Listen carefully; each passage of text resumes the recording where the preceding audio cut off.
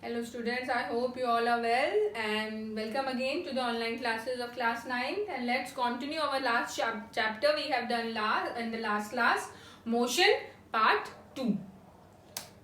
So let's start with previous knowledge. So we have done the definition of motion. According to definition of motion, object is in motion. An object is in motion if it changes its position with respect to a fixed reference point called origin. Distance versus displacement. This question I have given you in the assignment also. Please try to solve that assignment and send that completed assignment toward the correction.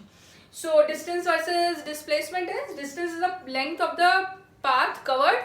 Displacement, shortest distance between initial and final position. Uniform versus non-uniform motion. If an object covers equal distances in equal interval of time, and non-uniform motion if an object covers unequal distances in equal interval of time. So let's continue. Let's see what we have in the next slide.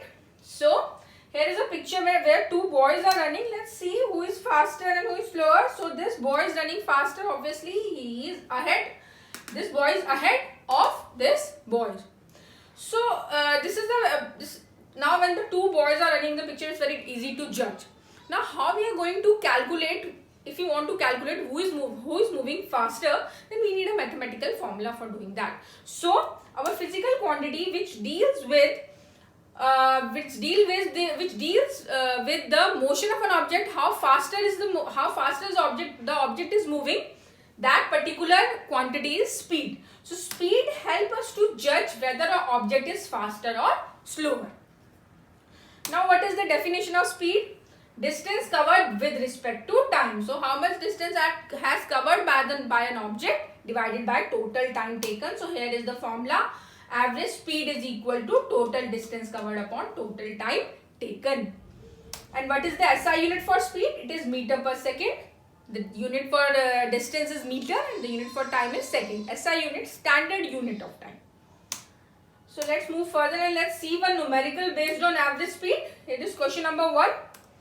Object travel 160 km in 4 hours and then 140 km in 6 hours. So here you have to find the average speed, and here is the formula. Total distance covered upon total time taken. So this is distance 1, distance 2, time 1, time 2. Now put all the values in the formula and try to find out. So you are going to have these values: 160 upon 140, 4 plus 6, 300 upon 10. So the answer will be 30 km per hour. Now let's see one more numerical based on average speed. Now this numerical is different from the last one. Let's see how it is different. Ram, while driving to school, computes the average speed of his trip to be 20 km per hour, and on his return trip the traffic is less and the average speed is 30 km per hour. Now they have asked you to find the total average speed. So the formula for average speed is the same. What we have learnt in the last slide. Total distance covered upon total time taken. Now let's see how you're going to put the value of distance and time as it is not given in the question. So what is the way of doing this type of question where distance and time is not given, but they have asked you to find average speed. So let's do it stepwise. Case 1. Abdul is traveling home to school. So let's take this particular let's take the first trip as case 1. Let the distance covered is equal to x meter. So we don't have the value for distance, so we have to take distance x. What is the value for speed? 20 km per hour, and you have learned in the earlier classes that time is equal to distance upon speed. So if the distance is x and speed is 20, your time will be x upon 20. Now the values of time and speed is now in variables, which can be solved very easily. Let's see how. Case 2. Abdul is traveling school to home. So now let's see what values are there. What are the given values? Let distance covered is equal to x meter. So distance will remain same whether he is going from home to school or school to home. Speed is 30 km. So now put the value. You have to do it similarly what you have done in the last case. So time is x upon 30. Average speed is total distance covered upon total time taken. Now we have the values of time and distance in the terms of x. How we are able to solve it? Let's see. So total distance covered is x plus x, 2x, and total time taken will be t1 plus t2. Let's find out t1 plus t2. X upon 20 plus x upon 30. Now you can't add them you can't add them like 2x upon 50. You have to take LCM because these are fraction. So take a LCM by considering these numbers as 1 upon 20 and 1 upon 30. So what will be the LCM? The LCM will be 60. Then find the addition of these fractions. The addition will be 3x upon 2x upon 60 and it will be 5x upon 60. Now let's put the value of time and distance in the formula of average speed. So here is average speed. Total distance 2x, total time taken 5x upon 60. Now there are the division of fractions or rational numbers. When you are dividing rational numbers, you have to take a reciprocal when there is a fraction in the denominator. So take the reciprocal of 5x upon 60, it will be 60 upon 5x. Now cancel out the values of x. So there will be 2 into 60 upon 5, as you all know, 12 5s are 60, cancel out, there will be 12. So final numbers which we are having right now is 2 into 12, which is 24 km per hour. So this is the way you are supposed to solve when the values of distance and time are not given. Take the distance as x and find out the values of time with respect to the distance, and then just put the value in the formula and solve it just like this. Let's move further. Speed versus velocity. Now what is velocity? Let's see velocity. Let's find out what is velocity with the help of this picture. Speed is simply how fast you are traveling. This is what I have told you. Speed help us to compare whether object is faster or slower. So this car is traveling at a speed of 20 km per hour. So what is velocity? Speed in a given direction. So when you are talking about a direction with speed, then there will be a new variable, your new physical quantity you are supposed to define, which is velocity. So velocity is simply speed in a given direction. So if you are describing speed with direction, then you are talking about velocity. Speed. Now let's see the difference between speed and velocity. Distance traveled in per unit time.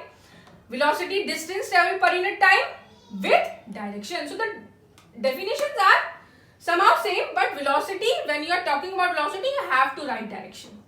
Now its value cannot be negative. You cannot take speed as negative, whereas velocity can be negative. We will see this in next classes, in further slides.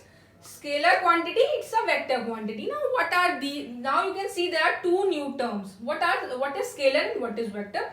Now let's see what are vector or scalar quantity. So now we have a new concept to deal with, which is types of physical quantities.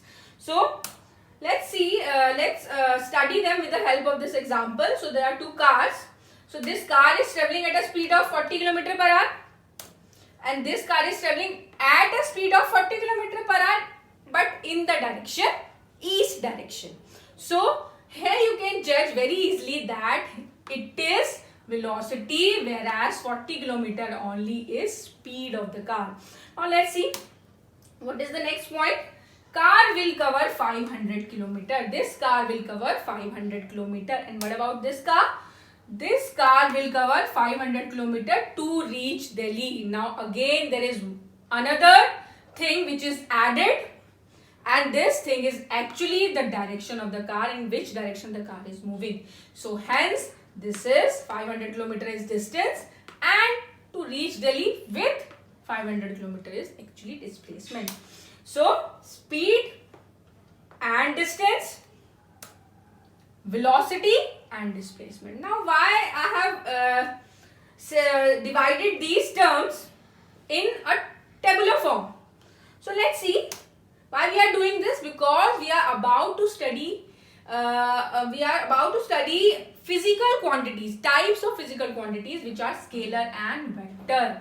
So quantities described by magnitude or by number. So in the last slide we have done the speed of the car is 40 kilometer. So we are talking about the number only. But the speed of the car is 40 kilometer in each direction. Now we are talking about number and direction.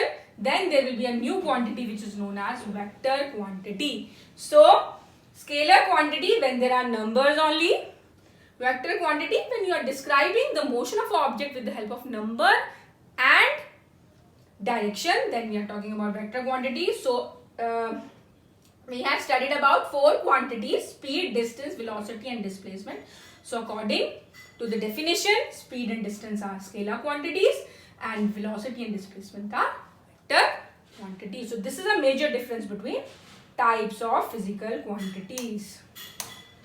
So it's enough for today. Stay home, stay safe. Thank you. Try to solve the assignment. Again I am telling you, and send that assignment for the correction.